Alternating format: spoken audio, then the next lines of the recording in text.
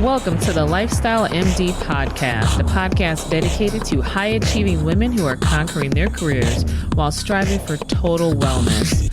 I am Dr. Angela Andrews, and I am thrilled to be your guide on this journey.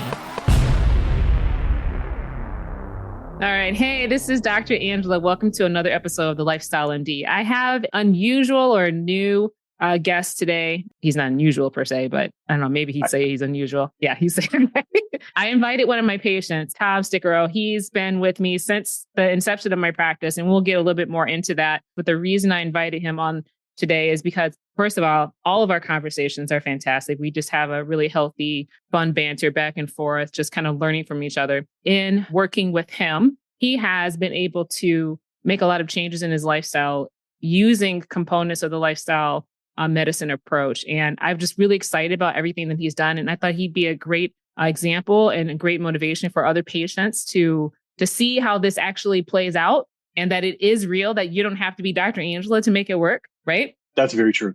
Yeah. So thank you for coming. Absolutely. Why don't you introduce yourself, tell our guests what you want to tell them about you and kind of our relationship. Yeah, sure. My name is Tom Stickero. I have lived here in Grand Rapids basically most of my life. I am 46 years old. I've worked in the IT field for most of my life, most of my career. And I guess I want to assume that I was probably your patient from the start. Yeah, you were. You took over because, there wasn't really a whole lot of lapse. Awesome. One of the things you asked me was how I got into direct primary care, right? Yep. And, for the life of me, I cannot seem to remember how I came across it. But I can tell you why I ever started looking at it in the first place. It was to be able to spend more time with patients, to be in more integrity with what I set out to do in becoming a doctor in the first place. Yeah. And I really don't think that there's any way to do that in medicine right now and still take care of people who aren't super wealthy, right? Yeah.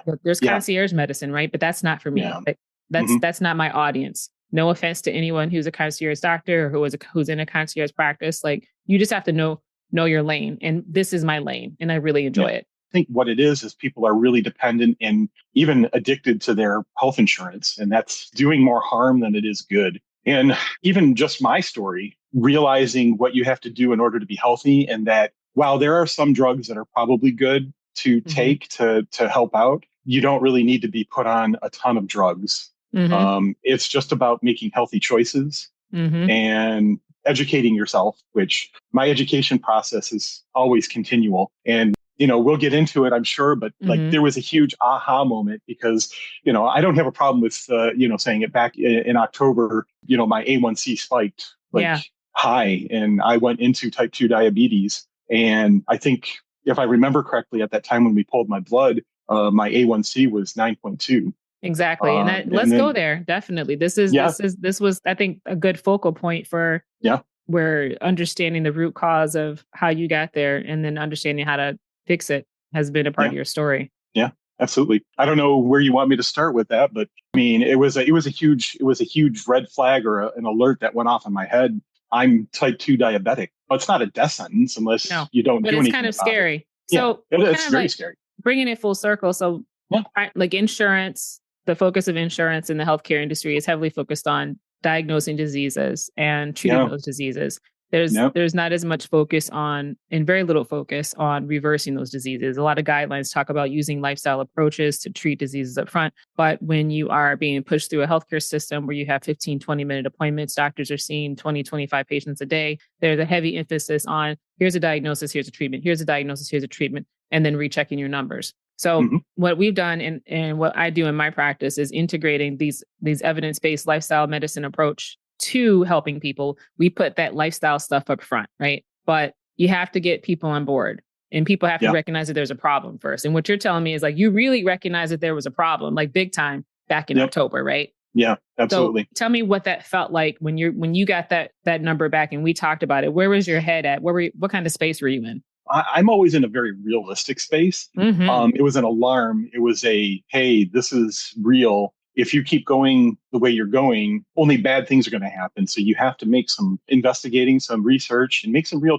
changes.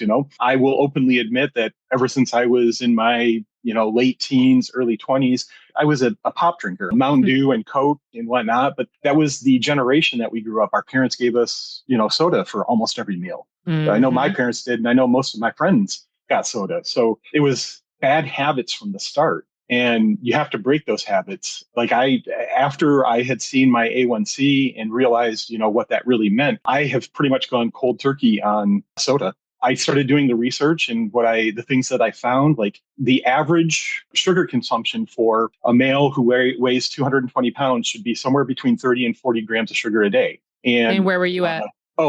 Just one 20-ounce bottle of Mountain Dew is 77 grams of sugar. And so you're almost getting double your daily amount of sugar in one drink that you can finish in a half an hour to an hour. And just things started opening up to me like, man, I've really been doing this horribly bad to my body. So, as I started doing more and more research, I stumbled across a lot of YouTube videos. There's a guy that's on YouTube. His name is Ken D. Berry, and he is basically a diabetic doctor, type 2. And he talks about the lifestyle changes that you need to do and how he says that you can reverse and effectively cure, but you don't ever really cure it, because if you go back to the bad, we put in remission, right? Yeah. If you go back to the bad habits, then you go right back to being type 2 diabetic. Right. And so it's one of those things where you have to monitor what you eat. And I've been doing that throughout my life on and off. I've done a lot of meal prep, and I just now religiously do meal prep. One of the things that's always struck me about you is your desire to understand, your desire to know. You always dig further. You always dig deeper. So, like when something's been brought to your attention, it's just not enough for you to say, or someone to tell you, okay, this is what's going on. You need to understand why and what you can do about it. And that's what you did. Exactly. And so it's interesting, like, why then? Was it only because your hemoglobin A1C had flipped over into diabetes and pretty significant diabetes? Like, why then and not before? Yeah, unfortunately, you don't ever, I like to think that, smart enough to make changes before something bad happens. Mm-hmm. And, nothing really bad has happened. It just, my body was telling me, hey, you need to make changes. I'm 46 now, and my birthday isn't until August, so I don't turn 47, but I was 46 at the time. As your body gets older, it changes the way that it deals with what you put into it. And I'm getting to that point where my body can't deal with the amount of sugar that I was putting into it, or for that matter, the carbohydrates, because you really have to keep an eye on the carbohydrates too. And then I would even challenge that both the age factor and the fact that you've been doing that for so long that your body, that's where the insulin resistance comes in, right? Yep. If you can bombard your body with all this sugar time and time again, eventually it just starts getting overwhelmed and it can't handle it as well. It becomes inefficient at it, right? That's exactly what the gentleman who I'm talking about on YouTube, his YouTube channel is Ken D. Berry, MD. He talks about it. And he says in one of his videos too that I watch, he's like, I don't want to say this is type 2 diabetes is a sugar carbohydrate overload, but that's kind of effectively what it is. That's basically what he says. He's like, it's not that your body just started suddenly to give out, but when you do hit your body with that much carbohydrates and that much sugar, but that's kind of our American diet too. We've been hit with everything has carbohydrates in it, and the bread that we have is really not good for us. And you and I have talked about this before, like the European bread, they have bread with almost every meal that they have, but their bread is made differently. Our bread is bleached and thrown a bunch of chemicals in it so that the bread will last for, multiple days or if not weeks on the shelf without molding. The type of stuff that we're, putting into our bodies, all of it adds up. And I'm not saying it's probably just any one thing, but it's probably a combination of all these things. Right. The alarm bells just again went off in my head, and I'm like, I need to do it differently, and I need to do better for myself and my body. I have a 14-year-old and an 11-year-old. I want to be around for them when they get older. So, and we've also talked about how the fact, not only that, you want to also lead by example, right? Exactly. And I have those conversations with my kids all the time, because they always ask, well, why can't we have pop? And I'm like, well, because pop should be something that we have once in a while as a treat, maybe if we're out having dinner. But I've also very much cut back on how much we go out to eat dinner. Big time. Yeah. So Big time. are you okay if I share your A1C numbers? Yeah, absolutely. I think I already, yeah. did some. So October 24th of last year, you were at 9.2. Yeah. And then the most recent one, is this the most recent one? Yeah. October or February 27th, 6.5. 6.5. Yeah. Yeah. I did some research too, and I found that dropping 3 points on your A1C is not really heard of. So this is another thing too. Like when I tell Tom, hey, look, that's pretty exceptional. That's not typical. He goes and looks, and this is like true for everything, right? That's pretty significant. What did you learn? Well, again, going back to it's a combination of things. I just kicked into hyperdrive, making better decisions. I didn't just do small things to see what it would do. I'm like, my A1C is 9.2. If I don't make major changes, it's going to get worse. So, well, and we talked about how you're kind of like one of those all or nothing types. Yeah. A lot of people are all or nothing, and that's okay. Like, and when I'm working with patients, I need to know, are you an all or nothing type, and then is that going to work in what you're trying to do? And if you are all or nothing, let's make it manageable, right? Yep. So before you jump into that, I want to like the 6 pillars which are kind of what I talk about with everyone, +1. I'll say 6 +1 because there's another one that I add in there. Nutrition, that we've kind of hit on that a little bit, but encouraging people to have a whole food diet, plant predominant, doesn't have to be plant exclusive. Physical activity, so regular exercise and movement. So not just not being sedentary, but also exercising. Emphasis on strength training is something else I also talk about. Getting restorative sleep. So not just the number of hours you sleep, but the quality of sleep. We kind of alluded a little bit to the podcast episode at my last one. Did. Stress management, a little bit harder to do, but if you're doing some of these other things, stress management is a little bit easier, but involving or engaging in activities like mindfulness, breathwork, therapy if necessary. Avoiding risky substances. And I would, this in lifestyle, risky substances are tobacco, alcohol, and other harmful substances. I would throw soda in there. That's a risky substance in my opinion. It is. Social connections. So making sure that you're building strong supportive relationships. We saw the impact of that during COVID. A lot of people felt and really appreciated how significant it was when you weren't connected to people physically and had those bonds. And then the +1 that I have is purpose.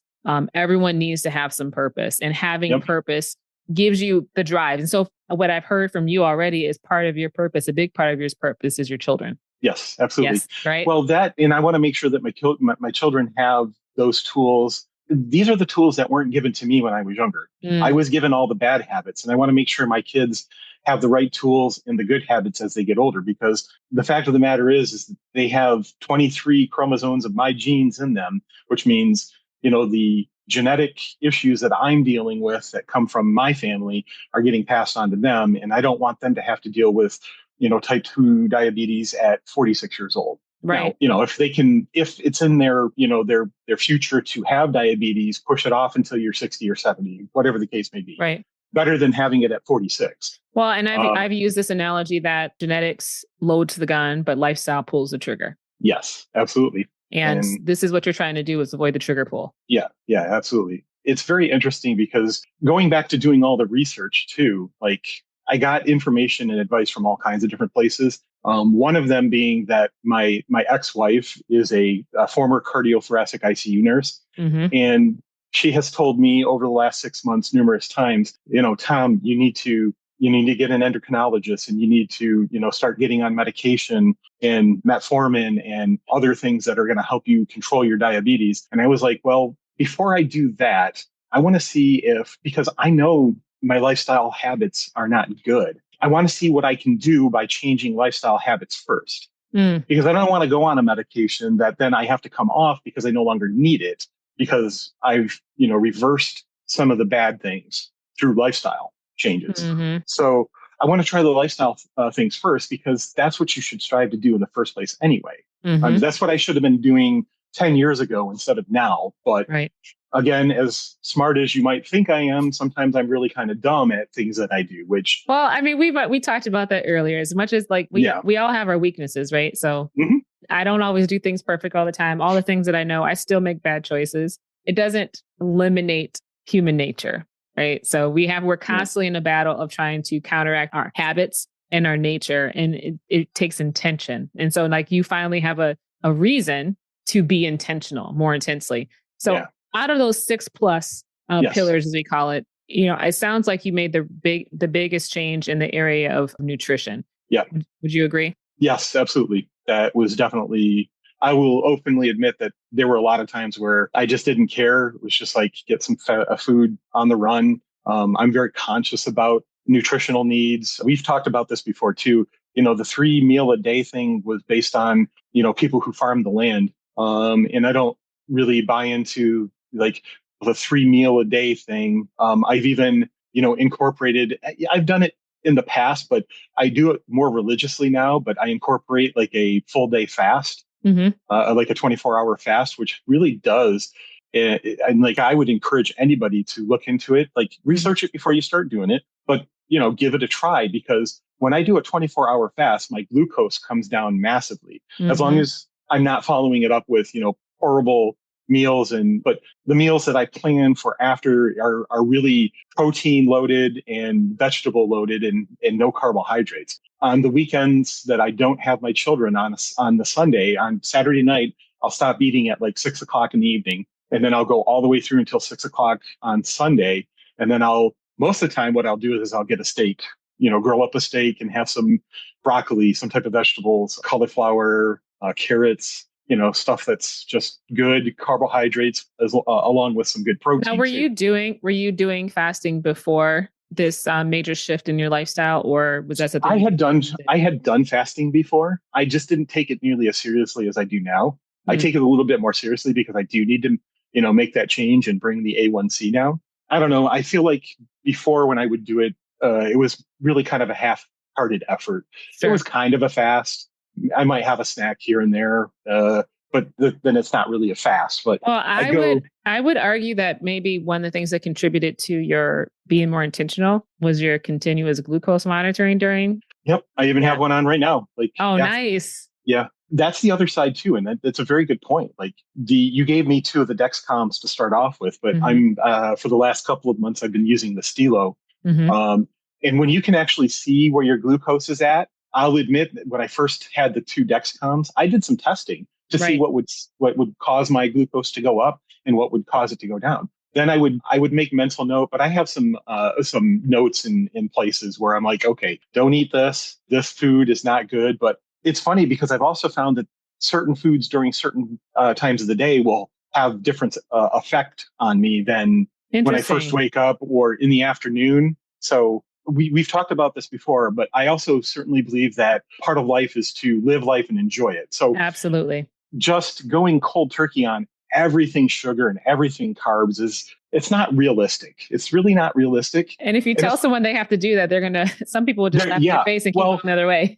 Well, that too, but it also discourages people. It not only then when you tell somebody, well, you can't have pasta anymore, or you can't have, ice cream. So ice cream was one of them that I found, like, if I had ice cream with my kids in the middle portion of the day, say between like noon and 3 o'clock, it didn't affect me nearly as much as it did if I had it near the end of the day between 5 and 8, just before I'm getting ready to go to bed. Right. Yeah. When you stop and think about it, it is kind of reasonable because your metabolism is in the middle of the day of digesting and working through food. As you get toward the end of the day, it starts to slow down and say, hey, I know your rhythm, your circadian rhythm is telling me that you're going to be going to sleep here soon. So we're going to start slowing down on the metabolism and digesting. Good. So I'm not saying that having ice cream is a good idea. It's still a bad choice, but timing does matter.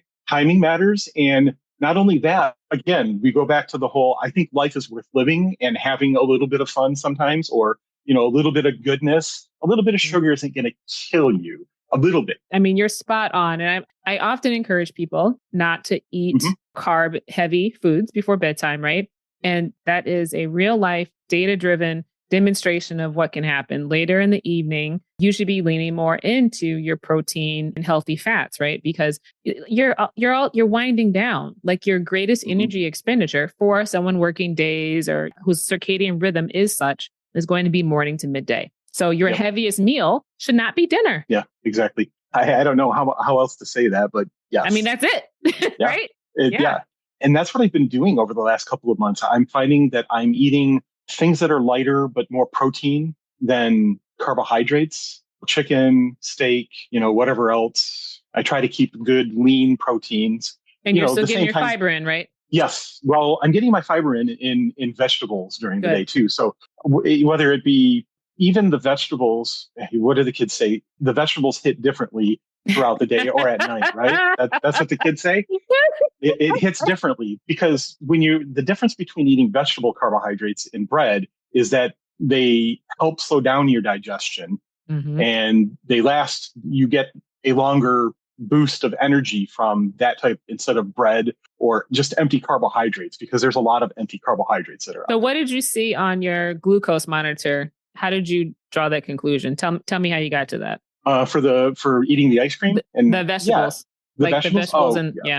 Yeah, I mean, I can definitely see a difference when I have vegetables, but at the same time, honestly, I haven't really done a whole lot. Like, I know I haven't done a whole lot of testing with breads. You and I have talked about this. The only real grainy type of substance that I eat are the wraps that I get. Right. We had talked about it. I get the carb-friendly wrap, but it's got 33 grams of carbohydrates, but 30 of them are dietary, which anybody who has done their research knows that when you have something that has 33 grams of carbohydrates and it's got 30 of them that are dietary, you just subtract the 30 dietary from... And you get your net carbs. Yeah, my net carbs. And ever since last October, when I was diagnosed, my A1C was 9.2. We had talked about it, but I've been limiting myself, at least trying to limit myself to about 20 carbs a day. I've been trying to keep track of, what I eat and what I put in my body. One of the things I started doing was definitely meal prepping. And one of the things that I like for breakfast is I can make these breakfast burritos that have sausage, egg, and I mix it up all the time. Sometimes it's seasoning, sometimes it's, other vegetables like green peppers, red peppers, yellow peppers. I'm not really much of an onion person, so I don't do onions, but I have been, ever since then, I on a weekly basis, I make breakfast burritos with those wraps. And then you can wrap them up and put them in your freezer. They freeze, and then you pop them in the microwave for like 2 minutes and they're hot and ready to eat. So that's usually my breakfast. So I know that I've had 3 carbs because I've eaten one of the wraps at that point. So what I'm hearing is routine and repetition. It's and intentional. Like you had talked before. It's very intentional. I do these things on purpose. One of the things that I like to do, and actually my daughter actually likes it too. I make chili at least once a week because chili is I think chili is a perfect meal. It is. It's a very carb limited because all you're putting into it is meat, tomato sauce, diced tomatoes. Again, the chili is another one of those. Well, and if you add the beans in there, then you're getting some really great fiber and nutritious. The lentils. Yes, lentils. Woo! Yes. So I will do both kidney beans and black beans in my chili. But I've been doing all kinds of because making the same exact chili every single time is a little bit boring. It gets boring, right? I mix it up. The peppers. I like peppers. I really do like peppers. Do you eat chili in the summer also, or do you kind of restrict it to fall, winter? The thing about the chili is that as I was looking around when I was doing my research as to what is good meal prep for diabetics, chili came up. And then I started looking at all the different recipes and whatnot. I actually, up until October, when, the alarms went off, I really didn't make chili all that often. I had made it before, but yeah, it's really good because, again, the beans, the more beans you put into it, it's good protein. Beans are close to being negative glycemic index. They help. And actually, the interesting thing is after I eat the chili, I do actually see my glucose go down a little bit. I was going to ask you, when last time we met in the clinic, you were talking about seeing negative glycemic effects with certain foods that you ate, and also pairing things together and seeing how that worked. And so talk to that, because I think your experience will help some other people. Well, certainly, because we talked about the stuff that I saw that caused my glucose to go up, but some of the things that I've seen that causes my glucose to go down, the chili certainly had an effect of it going in the other direction. But the big one for me that I still find baffling, and I'm still trying to do research and find the reason why, but for me, it's greens, but specifically spinach. If I have a salad and it doesn't, as long as I'm not putting anything on it that's like overly carb. Most salad dressings, as long as you're not getting the low-fat salad dressings that replace sugar for the fat. Thank you for saying that. That's horrible. Just get regular salad dressing. If you're going to eat salad, just regular salad dressing is better for you than the low-fat. Yeah, you're doing yourself. It's like I watch people drink Diet Coke. Drink regular Coke. Just drink regular Coke. Yeah, if you're going to have something that's not good for you, at least have it as whole and as natural without artificial ingredients as possible. Right. Well, high fructose corn syrup. We could go, we could probably have a whole excluding that. podcast on that. I see, like, as we're talking, I'm writing Yeah. down ideas because Yeah. I'm getting some good ideas. So I have incorporated having salads. Like I'll either do chili or salad for lunch because I can make a batch of chili and it'll last me for the whole week and keep it, either frozen if I know I need to keep it for a few more days, or just put in the refrigerator and, warm it up the next day or 2 days later. But the spinach, the salad, and I've always loved spinach. I've always put spinach on in a lot of different recipes that I used to make. So spinach is great. But if I have a salad with spinach in it, where it's a 50-50 mix of spinach and, whether it be romaine lettuce, or you can get the already mixed American style bags and you just mix it with the spinach and throw a little bit of chicken on it and a little bit of cheese and throw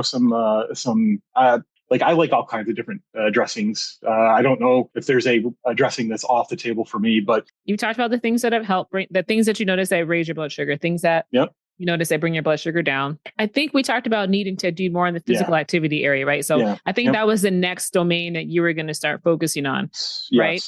Yep. So obviously here in Michigan, winters can get pretty rough. I absolutely love going out and walking. There's so many trails. I live in Hudsonville. And there are so many trails around, and even not that far. Like PJ Hoffmaster is like a 25-minute drive from where I'm at. There are so many awesome trails at PJ Hoffmaster, and even throughout all of Grand Rapids, there's trails. You should come on one of our walks with Walk of the Dock, by the way. Yeah, I you know what? I need to check and find out when your next one is. The next one is April 5th. Yes, April 5th, 9 a.m. first Saturday. All right. I'm going to have to start making that. So the downside for me on that, just quick, Saturdays are always really, really busy for me. Sure. And next weekend on the 5th, I have my kids with me. It's spring break, right? It will be the start of spring break. You're correct. The good thing is again, my daughter's 14. She's going to be 15 here midsummer. By the way, so, bring them with you. I know, right?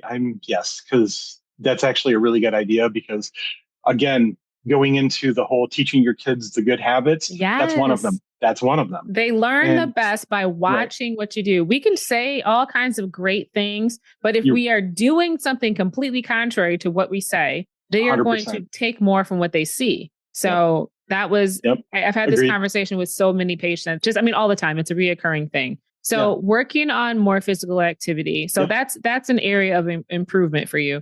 Did you notice any changes besides your A1C coming down? Yes, absolutely. So this time last year, I think I clocked in at 242 pounds. Woo! And I think when I had my last appointment with you, I was down to 224. So that's almost 20 pounds in a year. Yeah. Your weight should come off gradually. It shouldn't be a quick, down 20 pounds in a matter of, a month or 2 or 3. It should come off gradually. In fact, the one thing that I know, because I step on the scale, I have a scale at my house and I keep track of it because you should have goals and you should keep track of them. Yes. And, one of my goals is to get down to 210 pounds. Now, the one thing that I weighed in at 224 pounds, this was like 3 or 4 weeks ago. I've been weighing in somewhere between 220 to 222 the last couple of days, depending on what I eat. And I'll even openly admit, because accountability, I've made some poor choices the last couple of days, and I need to stop making those poor choices. Yes, get back on track. The soda's not the one. It's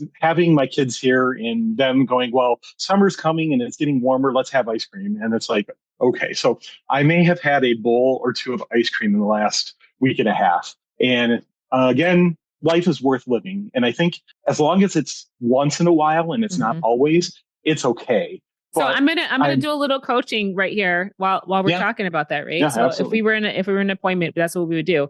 So I'm gonna take this opportunity. So this is another opportunity to be intentional, right? So if you know that that's a value and something that you and your children enjoy, and that's the treat you want to choose, then be intentional. Set a goal or set a limit, or during the summer months, whatever it is, we will indulge in one ice cream a week or something, and in the middle of the day, midday, because you know that's going to be the best for you, and then share that goal with your children. Yeah. And that way they can come to expect it, right? And then, hey, look, we haven't had our ice cream this week, Dad, right? So now everyone's on the same page. There's some built-in accountability. And then you're not going to go into the woe is me trap of like, oh, I failed this week, and then I'm just going to eat another bowl of ice cream. I'm just going to eat another bowl of ice cream. No, it's going to be, hey, all right, that was my treat for this week. On to the next week. Yep. again, I think it's okay to treat yourself when Absolutely. you're on the right path. Now, if I was still at 242 pounds and my A1C was, 9.0 or whatever, or even higher, I would probably be like, probably not. But it's okay to reward yourself when you're Right. doing good work. So, And I also want to, before you go on, I want to point out something yeah. that you did really great there is that because you have regular check-ins with yourself and you're weighing yourself and you can see, you recognize when things are going in the wrong direction. You Hmm. can course correct real Yep. time. You Yep. can say, hey, maybe that goal of a bowl of ice cream, for example, was too much. I'm heading the wrong direction. Maybe let's scale it back. Maybe I have like a kid-sized portion instead. Yeah. Or, Yeah. or until I reach whatever other goal. Or take this the next step further. On the days that I'm going to have ice cream, I'm also Yeah. going to walk 30 minutes or I'm going to exercise, do some weight training, because that's going to then counteract that even further. Yep. Totally agree. And to your point, because I used to indulge in ice cream quite a bit, and I have actually backed off. Like I have lowered the portion because I know it's not good for me at this time. But Right. again, so I do, instead of getting that extra scoop of ice cream out of the gallon of ice cream for myself, I leave it in the bowl and give myself the same amount that I give my kids. So sometimes making good choices is just backing off on what you were doing before instead of, indulging in, hey, it's ice cream. I love ice cream. So this I've is an always loved. example of you not being all or nothing. I'm impressed. Yeah. Yeah. Congratulations. That's You know, awesome. having ice cream with my kids has always been one of those things that I look forward to doing with them, Yeah. taking to get ice cream or having ice cream even just in the house. Can I One tell of the you something things, that our family does with yeah, ice yeah, cream when the absolutely. weather's nice? Because it's a treat for us too. Now, granted, Yeah, I can't have dairy, but the place that we go to does have dairy-free ice cream, which is okay. that's good. Yeah. But it's more for the kids than anything. We kind of we've set this expectation that if we're going to get ice cream, we've got to ride our bikes there. Oh, yes. We've done that too. So there is a place during that, and I'm not sure that it's open, but I'm not sure it's not open because we haven't been there yet. But there's a place here in Hudsonville that we do ride our bikes to. And yeah, we'll ride our bikes. It's probably a round trip of about a mile. That's It's not probably bad. no, it's about a half mile there And and then a you half mile sit back. there, you enjoy Yeah. it. Yep. It's perfect. Yep. So, maybe try incorporating something like that. Yeah. Aside from the weight loss, any other things that you noticed? Just overall, like going cold turkey on the soda has improved my, just like the way I feel, right? Mm. The soda itself, the extra sugar, and I think that probably has something to do with the fact that, it was causing me to go into the type 2 diabetic range, but I feel better. Like I don't know how to put it in proper words. If you've been weighed down by the effects of type 2 diabetes and then you get yourself going back in the right direction, it's a feeling that you really can't explain. Mm-hmm. It's almost like a weight, but it's not like I was being weighed down, but it just feels like my whole body just wasn't well. Right. Yeah. And now that I'm heading in the right direction, now granted 6.5 is still puts me in the type 2 diabetic range, but now that I'm going in the right direction, my body is feeling better as I'm getting lower on that A1C thing. So yeah, just overall, I feel better. And I'm More not saying that, energy. more energy. I'm not ever saying that going out and exercising was ever a chore Mm-hmm. or that it didn't feel good, because it always actually, when you get done, going for a walk or working out or whatever, you feel good. You feel like you have this, the after workout glow Mm-hmm. that's going on. It just feels good to get out and walk. But, when I was getting higher in the A1C, you could just tell doing exercise was a little more difficult. And now it's not. So Wow. getting out and working out and just going for a walk was a little more taxing for me. Wow. And now it's not. But that's yet another reason and just reinforcement for me that I shouldn't be drinking soda and having excessive sugar and all that stuff. So it just makes me feel better. That's awesome. That's the reinforcement effect. You feel better, Yes. and then you feel like doing more things that make you feel better. Oh, that's so cool. Yeah. What surprised you the most since October in doing some more of these things intentionally? Honestly, what surprised me the most, how easy it really is. Wow. To make these. It is so easy to make these changes. Wow. It's easy to make the changes and stick to it. Now, everybody falls off a little bit. Like I said, I had some ice cream. My goal was to try to get below 220 pounds by time we meet again, and which is going to be next week. Mm-hmm. I'm not saying that I won't reach it because I might have to put a little extra work, but the couple of bowls of ice cream that I had may have an effect on me not getting to that weight that I wanted to get to. But the end goal, you want to set yourself like reasonable goals that you can get to. Like as I see the scale going down as I'm making these changes, that's like, I mean, I got to 224 when I was in your office last time. Like I was like, make it another 2 pounds for the next month, and then another 2 pounds. Well, Mm-hmm. I'm fluctuating somewhere between 220 and 222 right Mm-hmm. and I really wanted to be below 220 by the time I came in so we can be like, hey, everything's working. But Mm-hmm. again, I made some bad choices. I'm dealing with those bad choices, but I'm not discouraged and I have the right mind frame Mm-hmm. and I know which way I have to go and what I have to do to get back on it. So Right. it's not like it knocked me off and I'm, forget this. I'm just going to go back to doing what I was doing. I know where I want to get. And Mm-hmm. getting back, I'm just shy of 6 foot tall. Every time I get measured, I'm 5'11" and 3/4. And it's always bothered me because I've always been that way ever since, I was younger and stopped growing. It's always really bothered me because I want to say that I'm 6 foot, but I'm not. And my girlfriend actually makes fun of me I'd for be that. 5'2 3/4. Can't you just give me that extra quarter of an inch, please? Can I just be Yes. 5'3"? Yeah, right. Exactly. So for being 6 foot tall, my ideal weight, according to the BMI, says that I should be 190 pounds. Right. Now, if I can get back to 210, I would be ecstatic. Now, That doesn't mean I I'm think going we to. also measured some of your other body stats, right? Didn't we do muscle Yeah, mass as well? Mm-hmm. yeah. I need to probably do more muscle, like more weight lifting and get some of the muscle mass back up because I think we had seen a drop off in muscle mass, which, it's to be expected as you get Mm-hmm. older. But Mm-hmm. there are ways to combat that, though, too. So, mm-hmm. Yeah, that's a whole conversation in of itself. What would you say to someone else who is at the very beginning of their journey? Maybe they've had a diagnosis of diabetes or their diabetes has gotten out of control. They have a lot of weight issues. Maybe their blood pressure's out of control. We didn't even talk about that. Like, what advice do you have for someone else who maybe is at the beginning of their health journey? Research and make a plan. Like research, you know what you're getting into first. Research it, know where you want to go, and make a plan to do it. Because I guess we can equate this to a lot of different things in life. People who start small businesses, the reason why they fail is because they didn't research and make a good plan to get up on their feet. Small businesses, fail. Like 80% of small businesses fail within the first year because they didn't have a good business plan. And they went into it half-hearted. That too. Yes. You have to go into it again.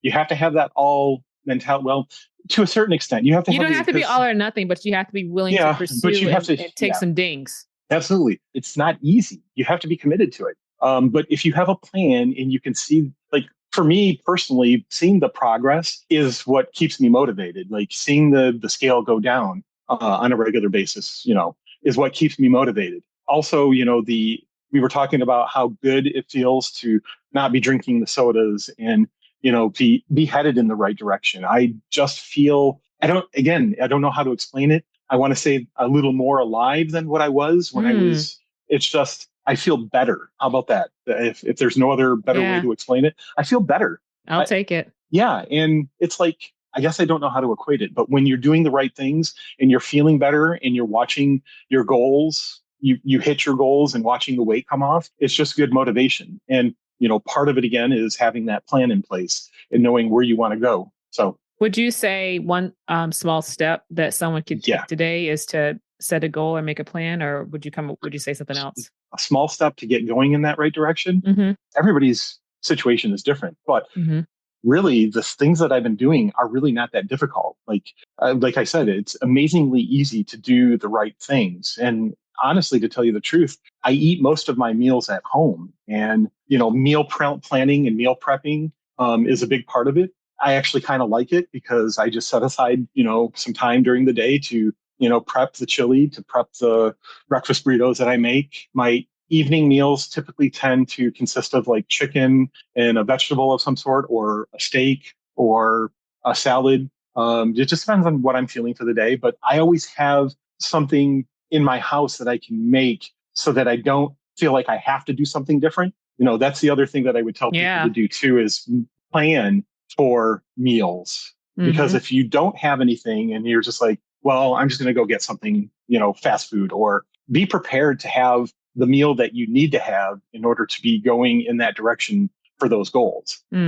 So, because if you give yourself the chance to make a poor decision, I'm not saying you're going to do it every single time, but that opportunity is there then. You want to make Yep. you want to make the best choice, the easiest choice. Exactly. And if you have it right there, like it's very easy for me in the morning to reach in my refrigerator, pull out that breakfast burrito, put it on a plate and throw it into the microwave. I don't have to go anywhere for it. It's already there, but you have to intentionally do it. You have to plan for it. So, I mean, we're kind of coming to the end here, and I want to summarize a couple good key points and insights came up just right now. If you're someone who wants to improve your lifestyle, you're looking to reverse or put some diseases in remission. First and foremost, I would say I think it's good to have a provider, a health coach, clinician, or someone who can work with you, help you identify your weak areas. Preferably, I would recommend someone who is, if not lifestyle medicine trained, at least has insights and understands how to deal with the root cause of health issues and help you, fix those things from a lifestyle standpoint. And then to set your intention. What is it that you want to accomplish, right? Yep. And why? Wrap some goals around it, make it measurable, have some defined goals, right? And, once you set your intention, you need some accountability. Yep. And it totally agree. What you said, I'm surprised to hear you felt like this has been pretty easy. And I think that comes from the fact that you had some clear goals up front. You did, in another part was you did the research, you understood what you needed to do, you set goals, you implemented the plan, and now you're just executing and then measuring your success. Absolutely. I just think that's just the way anybody who works in a professional setting, that's how you do it when you're doing whatever your job is, right? Yes. You create a plan, you set what are considered KPIs or key performance indicators. You keep track of what you're doing. And I don't know if I have a formal keep track, but I do. It's my own head. I see what's happening with my body. I see what's happening with the scale. That's part of the reason I intentionally bought a scale so that I can keep track of my weight. Because if you're not doing the right things, the scale is going to let you know, and it's going to go the other direction. And keep you honest. Yep. I am so grateful for your time today. And also you're being willing to share your story, to be honest about what you've been experiencing. I hope that other patients and other folks will find this helpful. I mean, I always learn something talking with you, like even just your insights help me to be a better clinician. So thank you for that. Absolutely. I think it would be really awesome if we had an opportunity for our listeners to see where you are in 6 months. What do you think? Sure. I'm perfectly fine with that. Awesome. I would be happy to do that. It's funny because has actually been fun. And I think there's lots of other topics that we could totally talk about so many things. I know, right? There's so many other topics, and maybe we do this again at some point. But, I would love to. So, I mean, when we're offline, we can entertain some different topics. I mean, it's just so easy chatting with you. So, and I mean, you bring a level of insight. Now, to be fair, all of my patient encounters aren't like this, right? Like, I think you're pretty unique. Like, and I think that's I'm weird. You just shut it off. Like, I'm okay with that. And to be fair, I think I'm also weird. So, and that's why I think we get along very well. It's good. It's good to be weird. Quirky, right? Yeah. But in a good way, not in a good way. Yes. In a very good way. We know what we want. We know that research is out there and can be done. We know how to improve things. And that's kind of the curious mind that we both have that we share. And so it's kind of fun to talk to somebody who is of a similar mind like myself. And when I say things, you get it. Because I say things to people a lot and they don't get it. They don't have anything to respond. And I don't mean that in a bad way, but when somebody gets me and can respond and we can have a back and forth, intelligent conversation, it's always fun to do that. So. It's refreshing, right? So it is. Yes. I hope other folks will find this refreshing too. And so if kind of like wants to hear about some of his other experiences, you can feel free to email our podcast at info@angelalifestylemd.com. Also, we will be posting some show notes. I'll share some resources for people interested in learning more about lifestyle medicine, interested in learning more about practice. If you're in the Grand Rapids area and you want to have a chance to hear from us or meet with us or find out if the practice is a good fit for you, we welcome that as well. All right. Till next time. Thanks for joining me. Thank you. This has been another episode of The Lifestyle MD. Special thank you to Lou Musa for the show theme music, created with Bree Photography, and makeup by Janae for the cover photo. And if you enjoyed this podcast and you haven't already, please subscribe today and share with another woman doctor who may benefit. You may also follow me on Instagram at Angela Lifestyle MD. I am Dr. Angela. Thank you for joining me today.